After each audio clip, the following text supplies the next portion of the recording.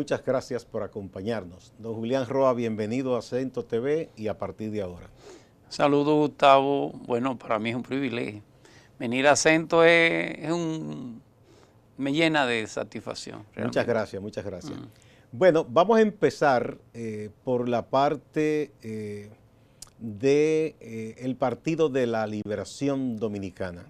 Todo el mundo observó lo que ocurrió, que después de los resultados de las primarias del 6 de octubre, el doctor Leonel Fernández, que hasta ese entonces había sido presidente del partido, alegó que se le había hecho fraude, alegó una serie de cosas, se llegó a atacar a la Junta de estar parcializada y decidió formar tienda aparte, como dicen, y se fue.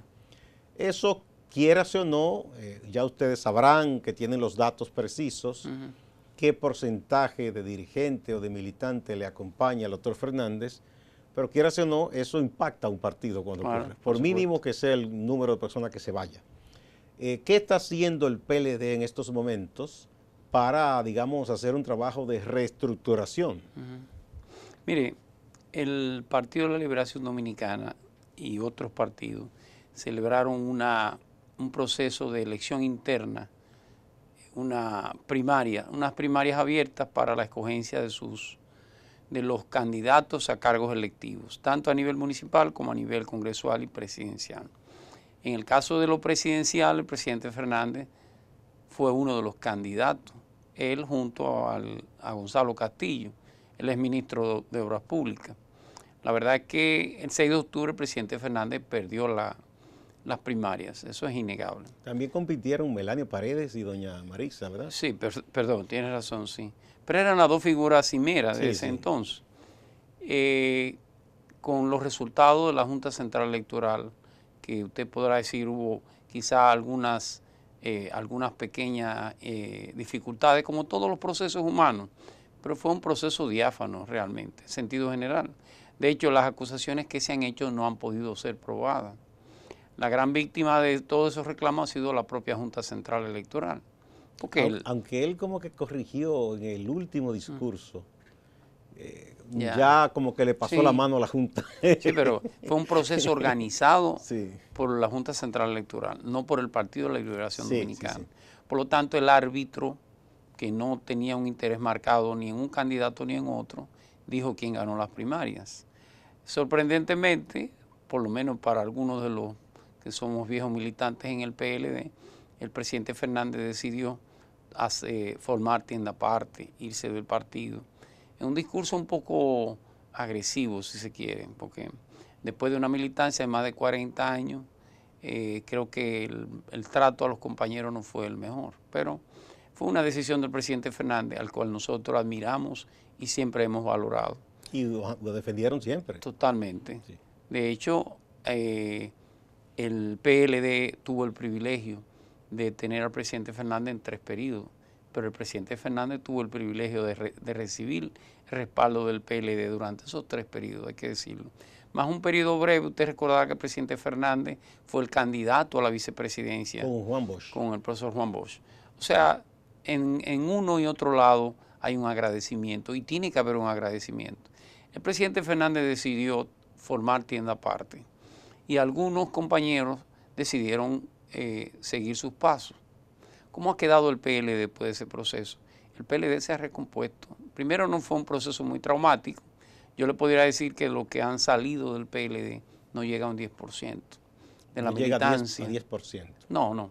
Puede llegar a un 7, un 8%. ¿Ustedes han hecho algún tipo de medición? Sí, cómo no. De hecho, en el primer encuentro que tuvo el comité político, una de las misiones que se planteó fue hacer un inventario de cuáles compañeros se habían ido, desde el comité político, el comité central, los comités intermedios, hasta los comités de base. Y el inventario que se hizo no resultó ni siquiera en un 10%. Mucha gente que simpatiza por el PLD pudo haberse ido con el presidente Fernández, pero no militancia. Bueno, él llegó a decir, el doctor Fernández, que había una hemorragia. Tú sabes que una hemorragia es una vena abierta. ¿No hubo tal cosa? Bueno, la hemorragia es una herida. La intensidad usted se la da de acuerdo a lo que usted entiende. No, pero la sangre saliendo, ¿verdad? Es un trauma, nadie puede negarlo. Pero muchos de los que llenos de emoción y de emotividad se fueron con el presidente Fernández, hoy están regresando. Están retornando. Sí, cómo no, porque al final una cosa es lo emotivo y otra cosa es la realidad. ¿Usted me puede mencionar algún caso? No, yo podría mencionarle sobre todo en los comités de base y en muchos intermedios, mucha gente que ha regresado. Sí.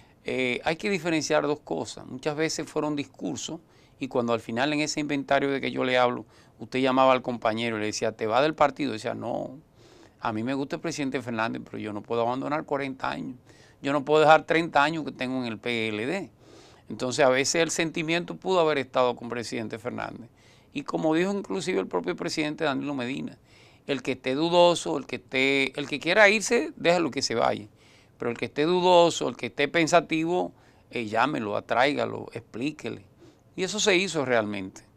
En ese inventario le digo que la militancia no sobrepasa el 10%. 10%. En ningún caso. Sí.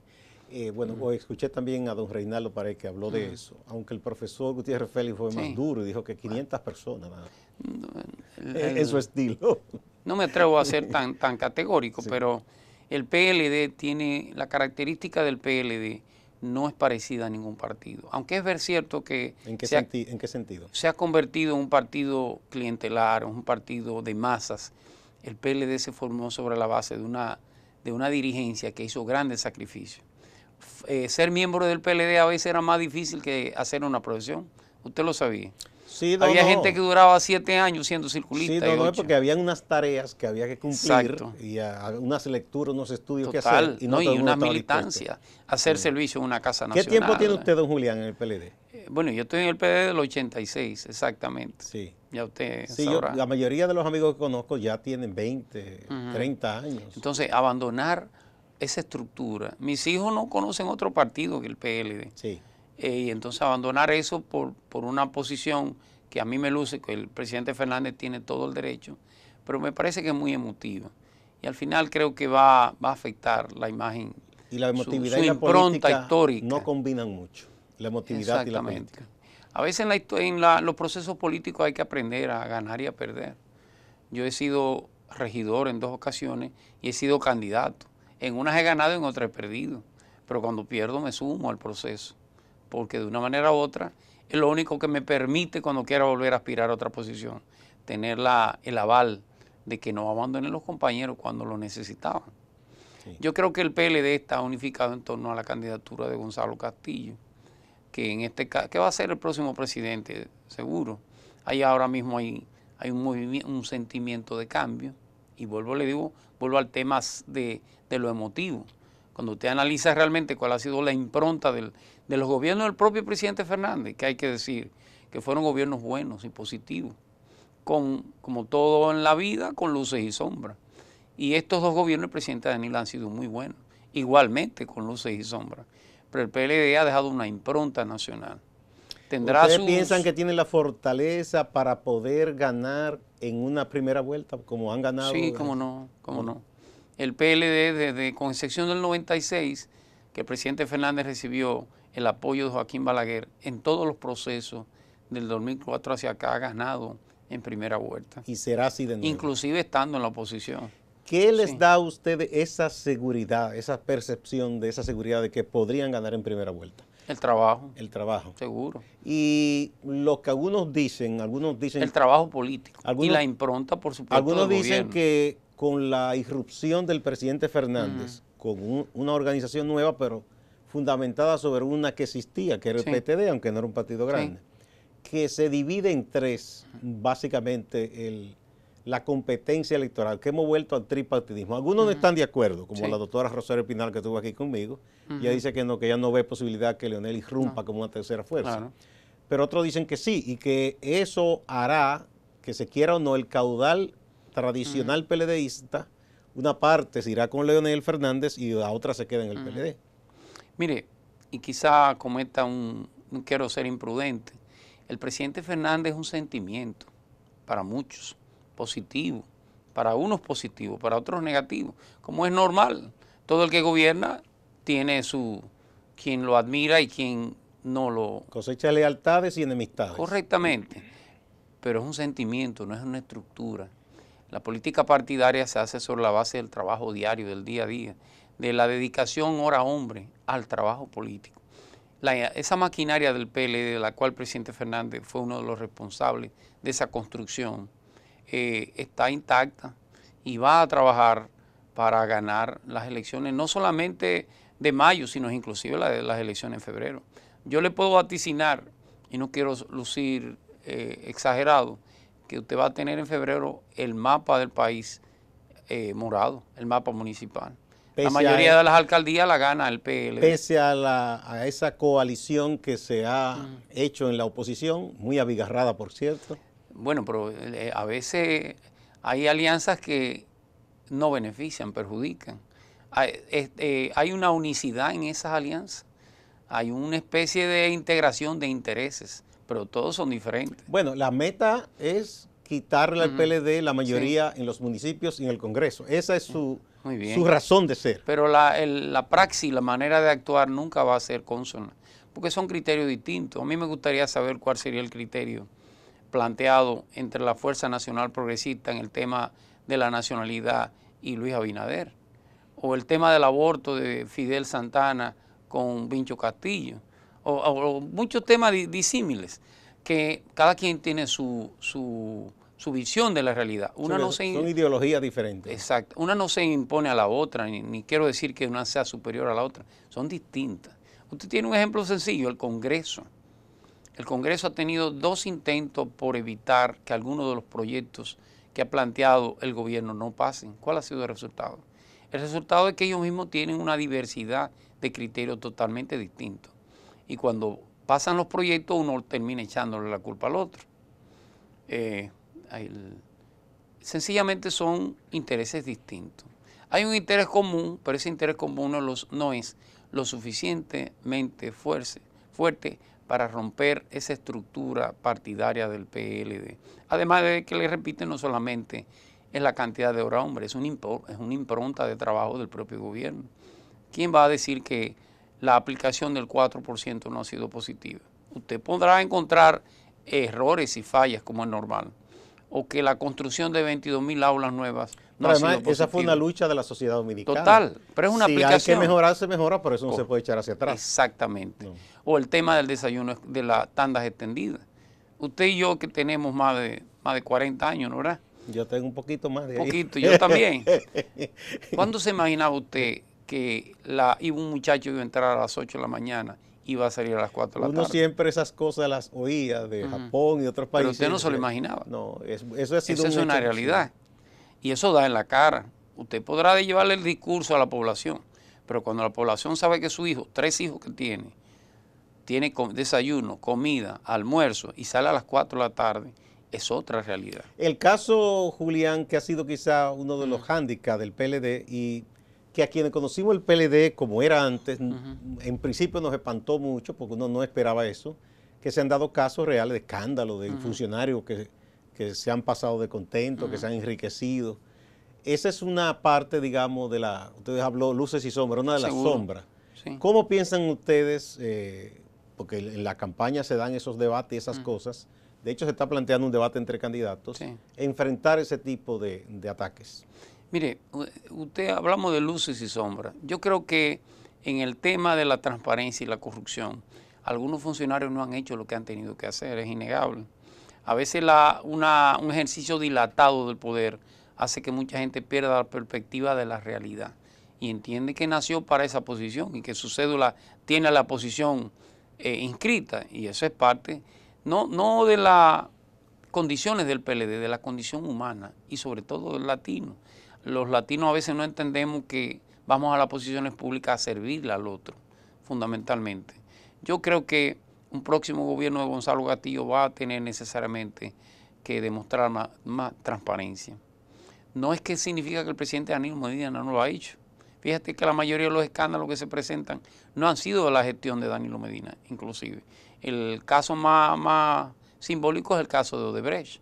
No tiene que ver con la gestión de Danilo Medina, tiene que ver con gestiones anteriores, no solamente del PLD, inclusive de los gobiernos anteriores. Pero se mencionaron varias personas de este gobierno. Uno de ellos, hasta amigo mío, renunció de Banco de Reservas porque mencionó unos pagos. Y el caso de Andy, que es un asesor también. Bueno, ¿usted piensa que eso no le afecta a la actual administración? Claro, por supuesto que afecta, pero usted no puede relacionar una cosa con la otra. ¿Por qué? En el caso del que era funcionario del Banco de Reserva, no lo hizo a título del Banco de Reserva, lo hizo como un consultor, violando todos los procedimientos de ética. Pero él era funcionario. Sí, innegablemente, violando todos los procedimientos de ética pública. Y tendrán lo primero que hizo de manera correcta fue renunciar. Yo creo que tendrá que dar las explicaciones de por qué, pero no actuó en nombre del Estado. Hizo contratos como un consultor privado. Y en el caso de Andy Daguarre, bueno, creo que usted y yo, que tenemos más de 40 años, sabemos el curso de ese profesional de las consultorías, que en cierto modo no sé cuál es el encanto, es una especie de encantador de serpiente, ¿no era que sí? Porque al fin y al cabo todo el mundo termina siendo consultado por él. No, lo contratan. Bueno. Él estuvo en los gobiernos del doctor Fernández, luego estuvo con Hipólito, luego con Danilo. Así es. Mire, y ahora mismo hay una parte que toca al candidato del PLD, que es lo que se habla de los 11,000 y tantos millones de contratos que se dieron en su gestión, en un lapso alrededor de 5 meses en obras públicas. ¿Qué puede pasar con eso? Porque eso le afecta directo a él, o por lo menos lo que se ha denunciado. Yo creo que la oposición debe hacer su tarea. Esta denuncia la ha hecho una periodista responsable que se ha manejado, Ortega, sí. Alicia Ortega. Pero no debe ser Alicia Ortega quien le haga el trabajo a la oposición, primero. No es que está mal el trabajo, claro que no. Pero porque vamos a investigar realmente lo de los 11,000 millones. No puede ser nada más una especie de anuncio publicitario.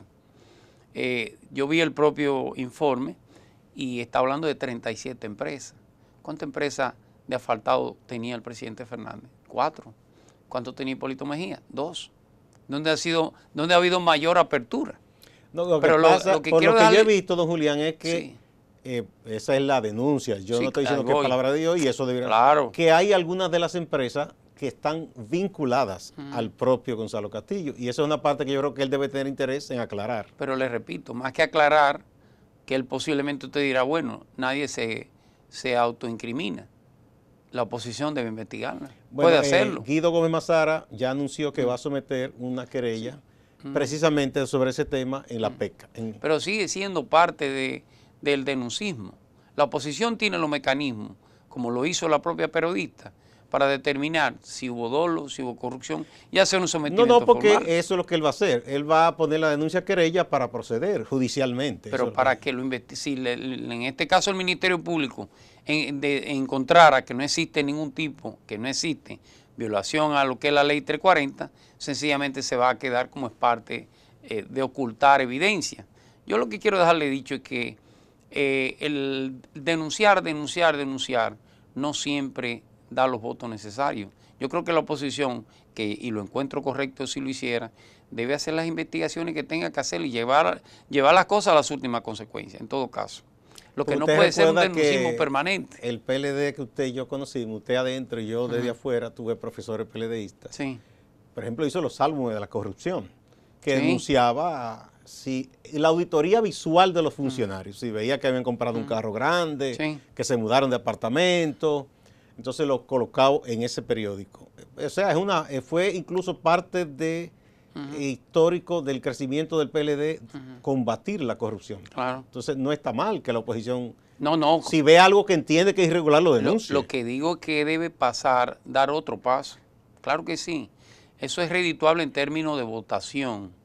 Pero yo estoy de acuerdo y yo, si usted escudriña mi hoja de vida, yo he sido un luchador contra la corrupción. No, y además usted no se ha corrompido y eso le da aval. De ninguna manera puedo apoyar el tema de la corrupción. Latinoamérica no hay un solo gobierno en ningún periodo latinoamericano que quede libre del flagelo de la corrupción. Lo que usted necesariamente tiene que combatir siempre. Por eso usted tiene un sinnúmero de instrumentos que ha creado. Yo le pregunto, anterior a la ley 340, ¿cómo se compraba? Ahora es una violación el comprar que sea en violación a la propia ley. Usted tenía antes, por ejemplo, 8,000, 10,000 suplidores. Ahora tiene 80,000. Hay un sinnúmero de acciones que hay que tomar y yo estoy totalmente de acuerdo con cualquier sector que quiera luchar contra cualquier funcionario por el tema de la corrupción. no solamente debe apoyarlo la sociedad, deben apoyarlo los partidos políticos. Vamos a despedir este segmento, don Julián. Quiero terminarle diciendo que ojalá las cúpulas partidarias tomen el tema de la corrupción de manera seria. No se focalice nada más en el que tengo de frente. O dígame un partido que podrá levantar la mano aquí de lo que ha gobernado para decir que no ha tenido corrupción o que realmente está combatiendo la corrupción de manera seria. Está combatiendo la corrupción del que tiene enfrente, pero tiene sus militantes, muchos de ellos. ¿Cuál es el rol que juegan muchos funcionarios electos en los ayuntamientos, en las alcaldías, en el propio Congreso? El tema de la corrupción debe ser un tema que nos unifique a todos, independientemente del partido al cual podamos participar. Antes de despedir este segmento, ¿usted piensa que habrá definición en lo presidencial en la primera vuelta? Yo le puedo decir algo, una especie de cronograma. Con el éxito del PLD en febrero, el 16 de febrero en las municipales, todo el panorama sencillamente se fortalece el PLD. Y después del PLD, con la mayoría de las alcaldías y la mayoría del sistema municipal en sus manos, PLD y aliados, va a ser más fácil ganar las presidenciales. En primera vuelta. En primera vuelta. Con Gonzalo Castillo. Con Gonzalo Castillo. Vamos a una primera pausa.